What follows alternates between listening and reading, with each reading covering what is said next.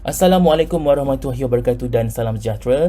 Saya adalah Teknologi Dr. Muhammad Hilmi Izzuddin bin Abdul Rahim, pensyarah daripada Jabatan Pengurusan Pembinaan, akan berkongsi kepada anda semua berkaitan dengan projek Sarjana Muda 1 pada hari ini. Alright, ini merupakan intipati ataupun kandungan yang saya akan kongsikan bersama anda semua. Yang pertama, kita akan membincangkan, saya akan menceritakan bagaimana sistem pemilihan penyelia PSM1 ini merupakan satu proses yang semua perlu ambil tahu dan ambil berat, di mana proses ini perlu dilakukan oleh pelajar, setiap pelajar dalam fasa pertama PSM1. Kemudian saya akan menceritakan sedikit berkaitan dengan jenis penyelidikan PSM. Alright, okay, berikut merupakan sistem pemilihan penyelia PSM. Kalau anda semua lihat di sini, berikut merupakan beberapa kriteria ataupun beberapa perkara yang perlu diambil berat oleh setiap pelajar. Yang pertama, pemilihan ini dilaksanakan oleh pelajar melalui SMAP online. So, sistem SMAP you tersebut. Apa yang you perlu tekan, saya akan cerita sebentar lagi, tetapi dia berkaitan dengan e-project online di bahagian tab. Apakah tab yang anda perlu tekan sebentar lagi? Alright, okay. Pelajar perlu mendaftar kursus projek Sarjana Muda PSM semasa minggu pendaftaran kursus. Ini perkara yang paling penting. Sepatutnya anda perlu lakukan pendaftaran subjek kursus dahulu, baru dia akan keluar di bahagian SMAP anda. Jika anda tidak mendaftar kursus tersebut, maka dia tidak akan keluar dalam sistem SMAP anda. Perlu ambil tahu, dan ini adalah perkara yang paling penting. Alright, kemudian pemilihan penyelia hanya dibenarkan bagi kursus PSM1 sahaja. Maksudnya pemilihan supervisor ni berlangsung selama sekali sahaja. Tidak boleh dilakukan semasa PSM2 ataupun tidak boleh dilakukan perubahan pada bila-bila masa. Alright. Berikut merupakan perkara penting yang perlu semua ambil tahu. Yang pertama, pemilihan penyelia hanya berlaku dalam selahari ataupun masa yang telah ditetapkan sahaja, yang telah ditentukan sahaja oleh penyelaras projek Sarjana Muda fakulti. Alright, anda perlu alert, anda perlu tahu, anda perlu ambil berat berkaitan dengan tempoh masa yang dibenarkan untuk melakukan proses pemilihan supervisor tersebut. Okey, butang fine.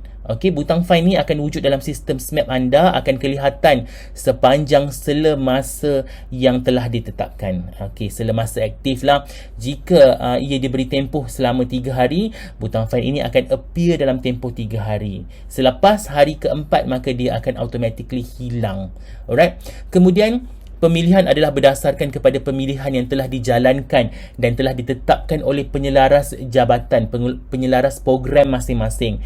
Contohnya, jika program BPA, penyelaras BPA telah meletakkan pelajar A dengan supervisor A, sila ikut yang telah ditetapkan tersebut. Contoh, okey, untuk program BPC, pelajar A ditempatkan ataupun diletakkan di bawah penyeliaan Dr. Hilmi, so anda perlu menekan butang Dr. Hilmi sahaja. So you have to find and click Dr. Hilmi only.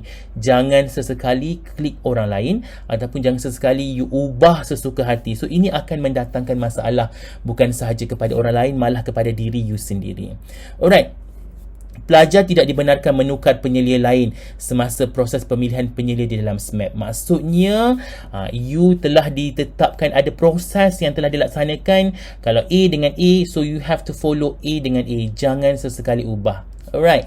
Okay, saya kongsikan dengan anda, ini merupakan orang kata gambaran di dalam SMAP anda. If you tengok dekat sini, bila you klik di bahagian project register ni, you akan nampak maklumat pendaftaran kursus PSM. So you kena klik butang maklumat lanjut, butang yang berwarna hijau ini. Alright, ini contoh yang sudah dilaksanakan. Apa yang you kena buat nanti, ini kosong, you akan klik bahagian hijau. So bila you klik bahagian hijau ni, okay, butang maklumat lanjut ni dia akan keluar sebegini. Alright, so maksudnya you punya di sini, alright, supervisor di sini, you perlu tekan butang fine. Inilah butang yang saya katakan tadi, di mana butang ini adalah butang yang sangat penting anda perlu tekan. Alright, so selepas butang ini fine, bila you klik pensyarah tersebut, penyelia tersebut, dia akan appear nama di sini. Okey, kalau tak ada, dia akan kosong lah. So selepas you klik find tersebut, alright, baru akan keluar senarai list of available supervisor mengikut kepada you punya kursus jabatan dan sebagainya. So kalau you contohnya pelajar A, supervisor you adalah Dr. Hafizah binti Zulkifli, anda perlu klik butang tambah sahaja. Jangan klik 2, jangan klik 3. Tekan butang SV anda, maksudnya 1 sahaja. Alright. So selepas tu akan keluar automatik, akan keluar seperti yang tadi. Alright. Okay. So habis bahagian pemilihan, sila pastikan anda pilih supervisor yang betul, dan kalau boleh lepas you tekan butang tersebut, perlu berhubung dengan supervisor. Nyatakan yang saya telah tekan nama supervisor ataupun klik nama supervisor sebagai supervisor saya, dan maklum kepada pensyarah tersebut supaya dalam sistem pensyarah tersebut akan keluar nama anda semua. Alright. Okay, jika berlaku sebarang masalah, sila berhubung dengan penyelaras. Sila berhubung dengan penyelaras di program masing-masing. Alright. Saya kongsikan sedikit berkaitan dengan jenis penyelidikan PSM. Ini memang saya kongsikan setiap semester kepada semua pelajar. Okay, kalau diikut.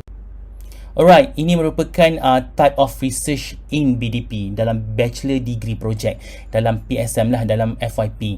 Okay, ada 4 jenis research. Yang pertama kita ada fundamental research, yang kedua kita ada case study, yang ketiga kita ada product based ataupun kita panggil sebagai product development, dan kita ada business plan. Fundamental research also known as a basic research ataupun pure research.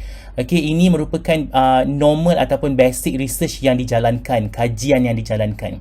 Okay, a case study pula is a detail of study, spesifik, merujuk kepada objek, merujuk kepada orang, merujuk kepada kumpulan, merujuk kepada tempat, merujuk kepada sesuatu. Maksudnya you spesifik melakukan kajian kepada sesuatu. You nyatakan case study related to apa. Alright. Yang ketiga kita ada product base ataupun product development. Ini adalah pembangunan produk ataupun penghasilan produk. Okey, biasanya kita menghasilkan sesuatu, nampak you buat uji kaji, you buat lab, and then you hasilkan sesuatu produk. Contohnya produk perabot, biasanya program perabot lakukan ini. Alright, dan we have a last one is a business plan. Okay, a business plan is a documented strategy for a business that highlighted its goals and its plan for achieving them. Okay, biasanya researcher akan keluar melakukan kajian. They go to the market plan, financial projections, market research, business purpose and mission statement. So all this is apa yang dikatakan sebagai basic research ataupun research dalam BDP. Okay. Ini adalah merupakan borang before yang semua pelajar perlu ambil tahu. Apa yang saya ceritakan tadi, kita ada 4 jenis research: case study, business plan, product development dan fundamental. You perlu isi di bahagian sini. Okay, you perlu isi di bahagian sini. Kalau you lakukan kajian case study, you have to tick here. Kalau business plan, you have to tick here. Product development, you have to tick here. And fundamental, you have to tick here. Ini untuk memastikan bahawa anda semua melakukan kajian melihat kepada spesifik kepada jenis research type yang anda lakukan bagi projek sarjana muda 1 dan projek sarjana muda 2. Alright. That's all. Thank you so much. Assalamualaikum dan salam sejahtera.